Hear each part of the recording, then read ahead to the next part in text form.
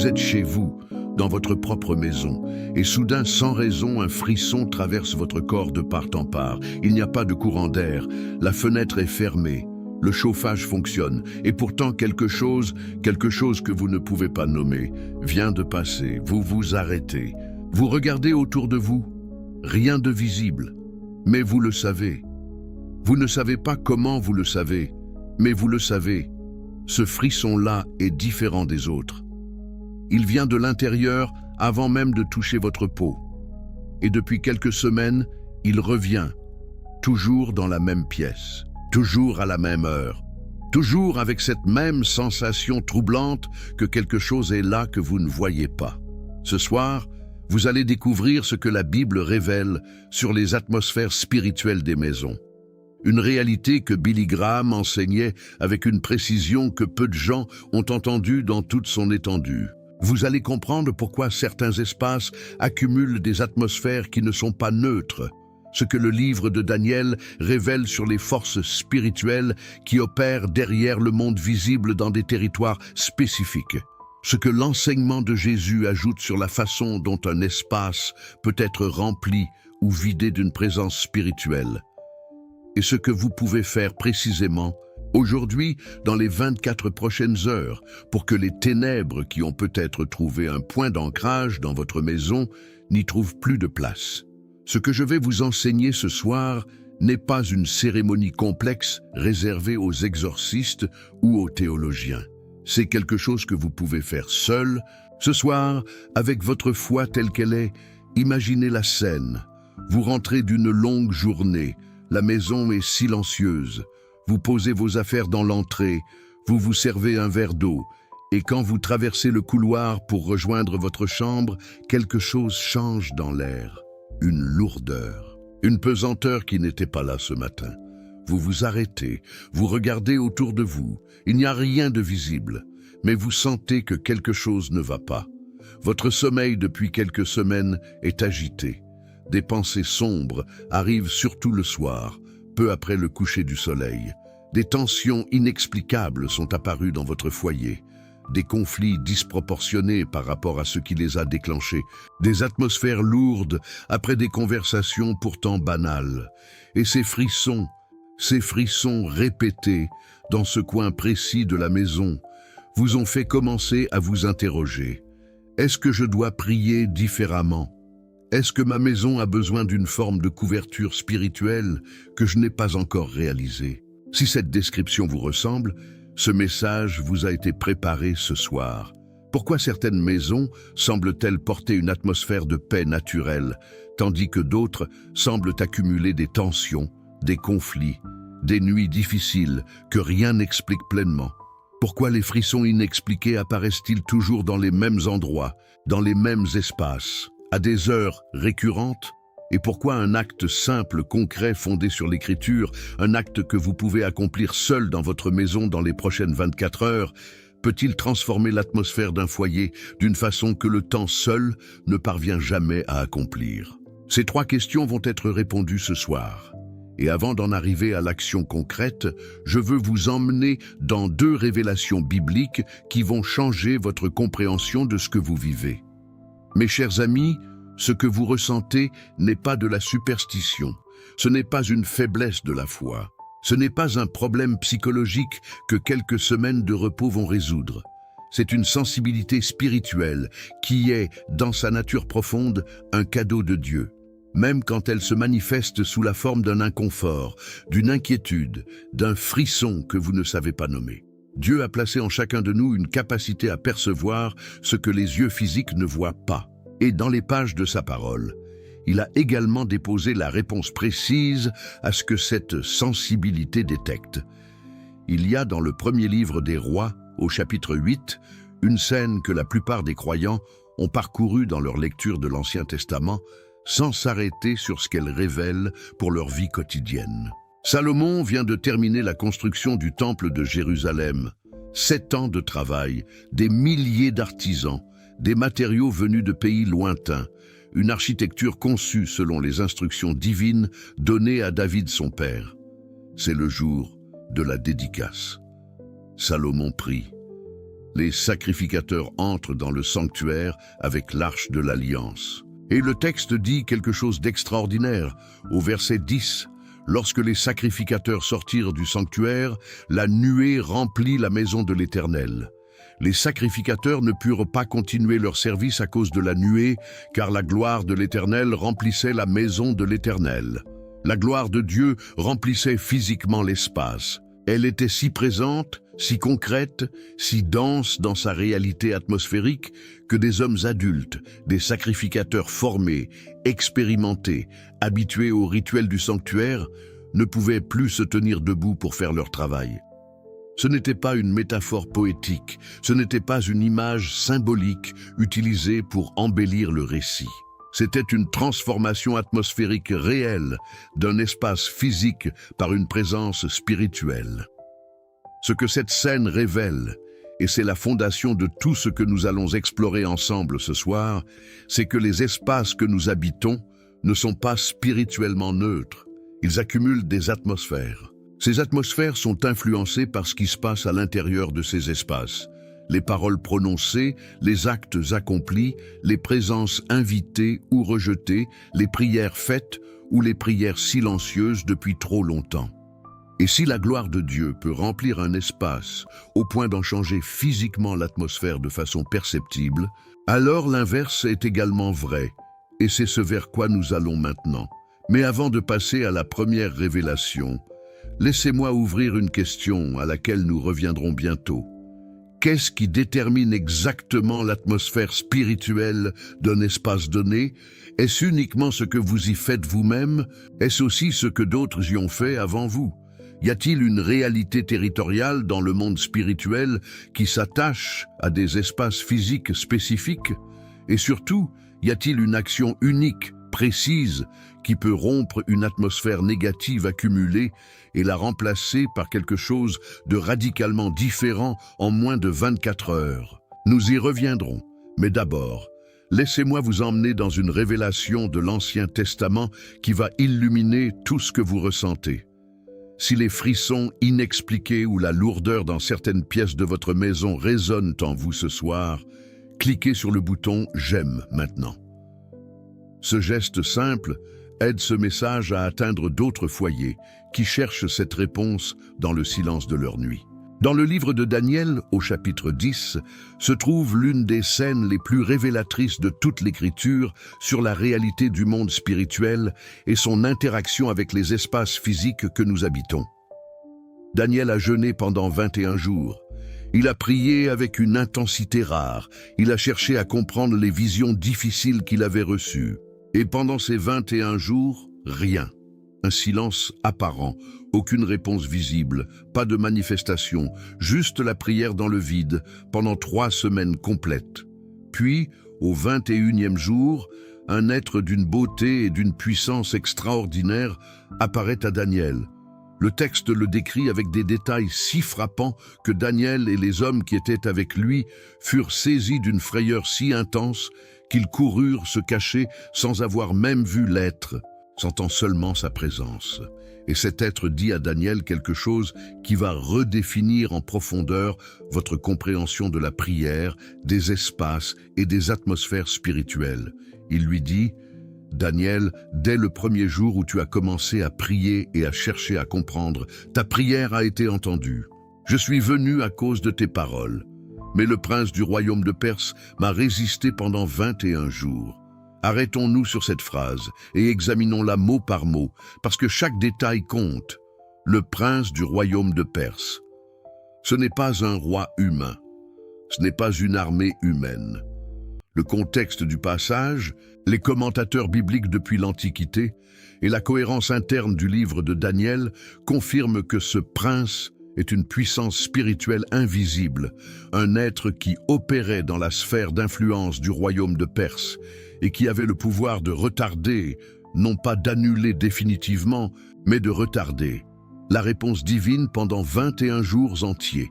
Le terme hébreu utilisé pour prince dans ce passage est sar, un mot qui signifie chef, commandant, responsable, assigné à un territoire. C'est le même terme que la Bible utilise pour les officiers militaires, les gouverneurs de province, les autorités chargées de régions spécifiques. Ce n'est pas un terme de hasard ou de fantaisie, c'est un terme de hiérarchie, de territoire, de domaine assigné. Et ce terme, appliqué à une puissance spirituelle invisible, révèle quelque chose de précis et de vérifiable dans l'Écriture.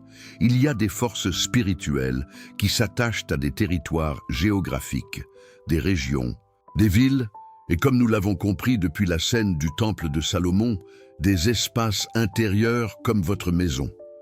En d'autres termes, ce que vous ressentez dans cet espace précis de votre maison, ce frisson, cette lourdeur, cette atmosphère qui n'est pas neutre, n'est pas une projection psychologique de votre imagination. Ce n'est pas simplement le résultat d'une accumulation de stress quotidien.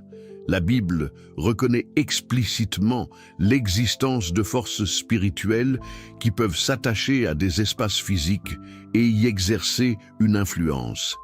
Et si ces atmosphères existent à l'échelle d'un royaume entier comme la Perse, elles existent également à l'échelle d'une ville, d'un quartier, d'une rue et d'une maison, d'un couloir, d'une pièce. Voici l'analogie du quotidien qui va rendre cela concret et immédiatement compréhensible. Vous connaissez probablement cette expérience. Vous entrez dans une pièce où une dispute vient d'avoir lieu, même si personne ne vous a dit qu'il y avait eu une dispute. Il y a quelque chose dans l'air, une tension, une lourdeur, que vous percevez avant même que quiconque ouvre la bouche. Ou à l'inverse, vous entrez dans une maison où une famille priante habite depuis des années et il y a quelque chose de différent dans l'atmosphère, une légèreté, une paix que vous percevez physiquement dans votre corps avant même de vous asseoir. Ce que vous percevez dans ces deux cas n'est pas imaginaire, c'est réel. Et la Bible vous donne la raison précise de cette réalité. Les atmosphères spirituelles se constituent progressivement, elles s'accumulent. Elles sont formées par les paroles prononcées dans un espace au fil du temps, par les actes accomplis dans cet espace, par les présences invitées, conscientes ou inconscientes, dans cet espace, et par les prières faites ou les prières absentes. Chaque espace a une histoire spirituelle, et cette histoire crée une atmosphère qui précède votre présence dans cet espace et qui l'entoure. Billy Graham enseignait que les maisons sont des espaces spirituellement actifs, jamais des décors neutres. Dans ses prédications sur la vie de famille et la vie spirituelle du foyer, il disait que chaque maison porte une empreinte spirituelle qui se constitue progressivement à travers les années, à travers ce qui s'y dit et ce qui s'y fait, à travers les présences qui y sont accueillies et celles qui en sont exclues, à travers les prières qui y montent et les prières longtemps absentes. Et il ajoutait, avec une précision que j'ai toujours retenue, que cette empreinte peut être transformée, mais qu'elle ne se transforme pas d'elle-même avec le temps. Elle nécessite une action délibérée, intentionnelle, fondée sur une autorité réelle. Ce que Daniel nous révèle va encore plus loin, et c'est ce qui va nous conduire à la deuxième révélation. Car après que l'être céleste lui a expliqué le combat spirituel territorial qui s'était déroulé pendant 21 jours, Daniel ne tombe pas dans la peur. Il ne s'effondre pas dans l'angoisse ou le découragement. Il reçoit la révélation. Il comprend le mécanisme du monde invisible. Et cette compréhension elle-même devient un instrument de sa liberté. C'est exactement ce que nous faisons ensemble ce soir. Vous avez ressenti quelque chose dans votre maison. Maintenant, vous allez comprendre ce que c'est. Et dans quelques instants, vous allez savoir avec précision quoi faire avec cette compréhension. Mais avant de passer à la révélation du Nouveau Testament, je veux laisser ouverte une question fondamentale que nous allons bientôt refermer. Si des forces spirituelles peuvent s'attacher à des espaces physiques et y exercer une influence, et quelle est l'autorité capable de les en déloger? Sur quel fondement repose cette autorité? Et comment un croyant ordinaire, pas un théologien, pas un évangéliste célèbre, pas un exorciste professionnel, peut-il exercer cette autorité dans son propre foyer, de façon concrète et mesurable, dans les prochaines 24 heures? La réponse se trouve dans le Nouveau Testament, et elle va vous surprendre par sa simplicité et par sa profondeur simultanée. Si cette révélation sur la réalité spirituelle des atmosphères de votre maison touche votre cœur ce soir, écrivez « Ma maison est sanctifiée » dans les commentaires.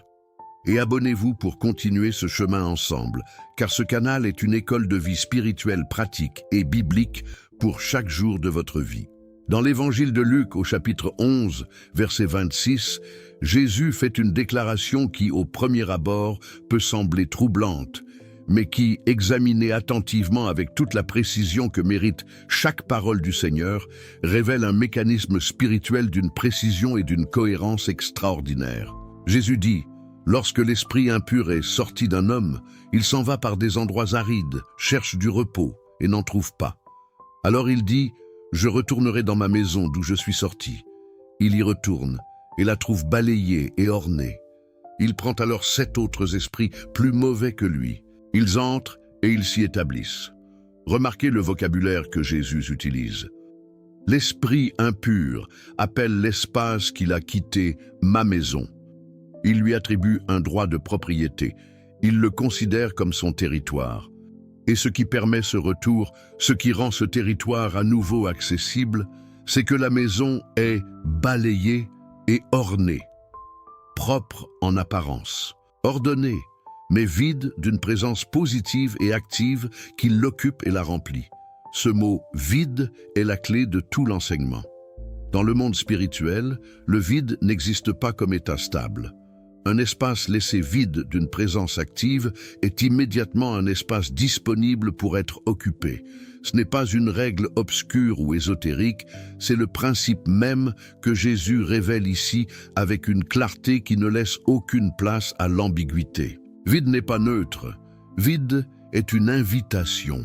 La connexion avec la révélation de Daniel est immédiate et d'une cohérence remarquable. Le Sar, le prince territorial spirituel que Daniel 10 nous révèle, ne quitte pas simplement un espace parce qu'on lui dit de partir ou parce que le temps passe. Il quitte parce qu'une autorité supérieure entre dans l'espace et l'occupe. Et si cet espace est laissé vide, après que la puissance négative en est sortie, si aucune présence positive et nommée ne vient l'occuper, il peut revenir avec une intensité renforcée. Ce que Jésus nous enseigne ici est donc la deuxième dimension essentielle d'une transformation atmosphérique spirituelle d'un foyer. Il ne suffit pas de chasser les ténèbres. Il faut les remplacer par une présence lumineuse, active et délibérément invitée. Vous ne pouvez pas simplement dire « partez » à ce que vous sentez dans votre maison. Vous devez dire « partez » et inviter celui dont la présence remplit l'espace laissé libre. Ce sont deux mouvements indissociables. Dans l'épître de Paul aux Éphésiens, au chapitre 6, verset 12, il y a une affirmation que la majorité des croyants connaissent, mais dont peu ont mesuré la portée pour leur vie quotidienne à l'intérieur de leur propre foyer. Paul dit « Car nous n'avons pas à lutter contre la chair et le sang, mais contre les principautés, contre les puissances, contre les dominateurs de ce siècle de ténèbres, contre les esprits mauvais dans les lieux célestes. » Principauté, puissance, dominateur. Ce sont des termes de structure, de hiérarchie, d'organisation. Ce n'est pas du chaos, c'est une organisation. Et cette organisation opère dans les lieux célestes, ce que la Bible appelle la dimension spirituelle qui coexiste avec la dimension physique que nos sens perçoivent directement. Mais Paul ne dit pas « fuyez » devant cette organisation. Il ne dit pas « ignorez-la », il dit « revêtez-vous de toutes les armes de Dieu afin de pouvoir résister ».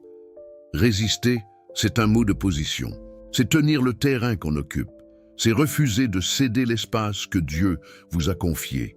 Et pour tenir ce terrain, Paul décrit des armes, pas des armes physiques, mais des instruments spirituels réels et utilisables. La vérité, la justice, la foi, la parole de Dieu.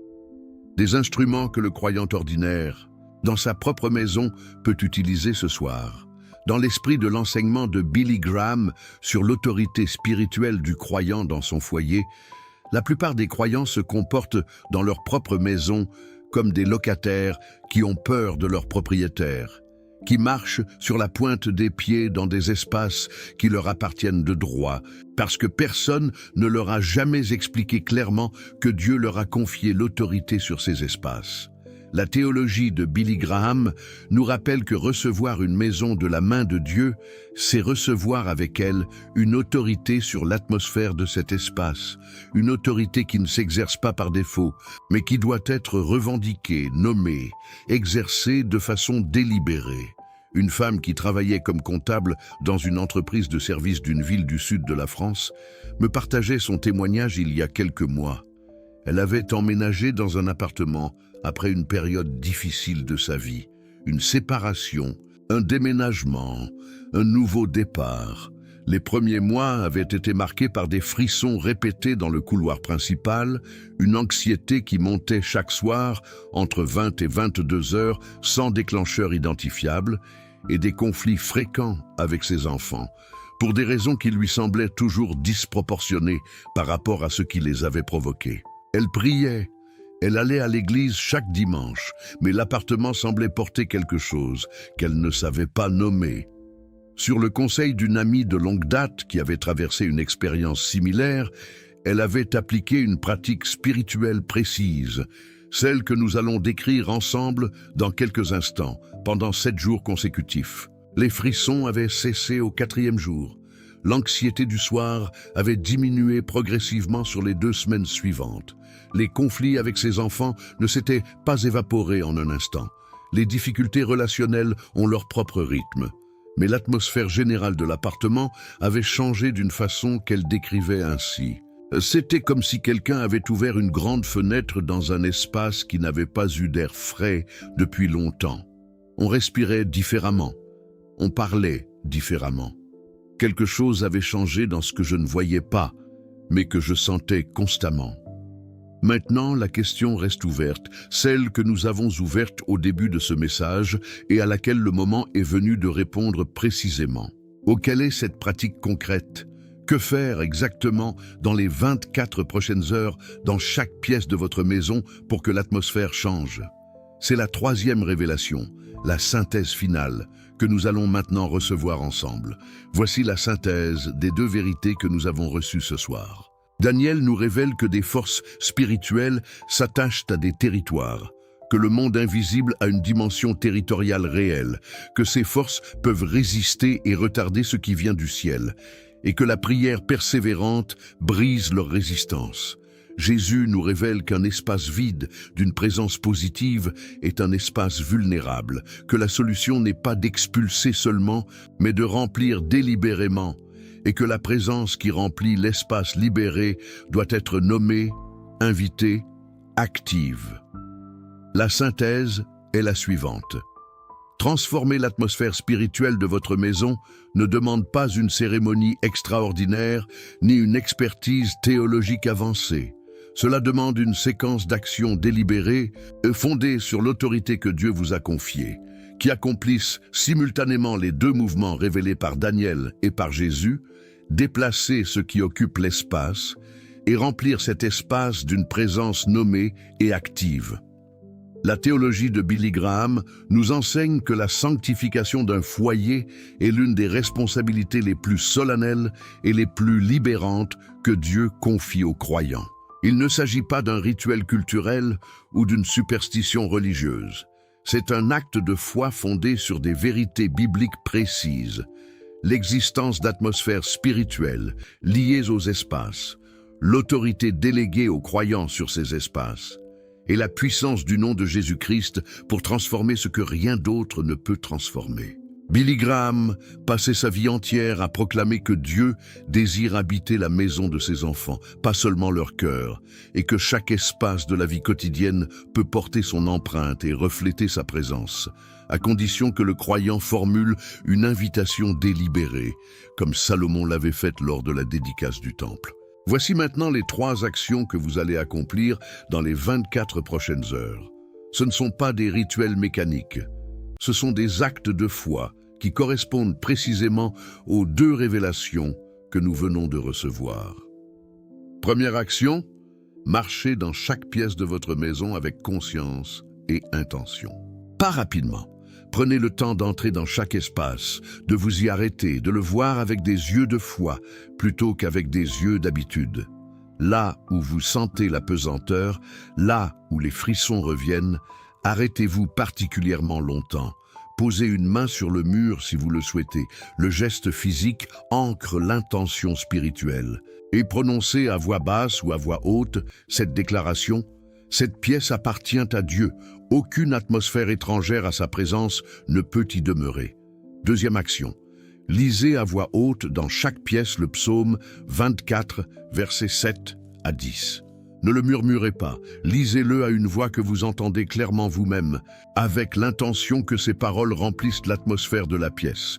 Portes, élevez vos linteaux, élevez-vous, portes éternelles, que le roi de gloire fasse son entrée.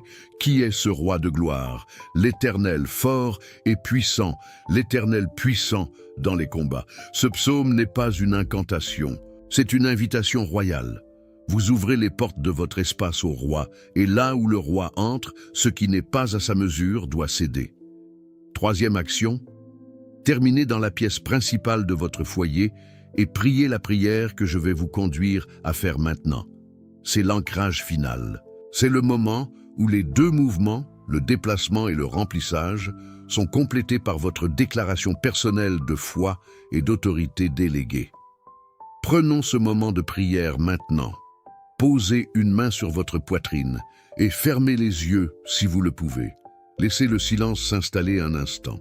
Père Céleste, nous venons devant toi ce soir avec nos maisons, nos appartements, nos foyers, ces espaces que tu nous as confiés et dans lesquels tu veux habiter.